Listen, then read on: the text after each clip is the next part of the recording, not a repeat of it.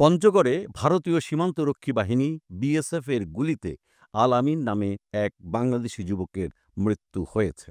শনিবার ভোরে পঞ্চগড় উপজেলা সদরের অমরখানা ইউনিয়নের ভিতরগড়ে ৭৪৪ মেইন পিলারের ৭ নম্বর সাব পিলার এলাকায় এই ঘটনা ঘটে। নিহত আল আমিন সদর উপজেলার হাড়িভাষা ইউনিয়নের জিন্নাত পাড়ার সুরুজ আলীর ছেলে। বিজিবি ও স্থানীয় সূত্র জানায়, শুক্রবার রাতে আল আমিনসহ কয়েকজন যুবক ভারতীয় ওই সীমান্তে গরু আনতে যায়। এ সময় তারা ভারতে অনুপ্রবেশের চেষ্টা করলে ৪৬ বিএসএফ ব্যাটালিয়নের ভাটপাড়া ক্যাম্পের টহলে থাকা সদস্যরা তাদের গুলি করে। সকালে সেখানকার আবালুপাড়া থেকে প্রায় ৫০ গজ ভারতের ভেতরে মরদেহ পড়ে থাকতে দেখেন স্থানীয়রা। নীলফামারী ৫৬ বিজিবি ব্যাটালিয়নের অধিনায়ক লেফটেন্যান্ট কর্নেল মোহাম্মদ বদরুদ্দোজা জানান, মরদেহ হস্তান্তরের জন্য বিজিবি ও বিএসএফের মধ্যে পতাকা বৈঠকের আহ্বান জানানো হয়েছে।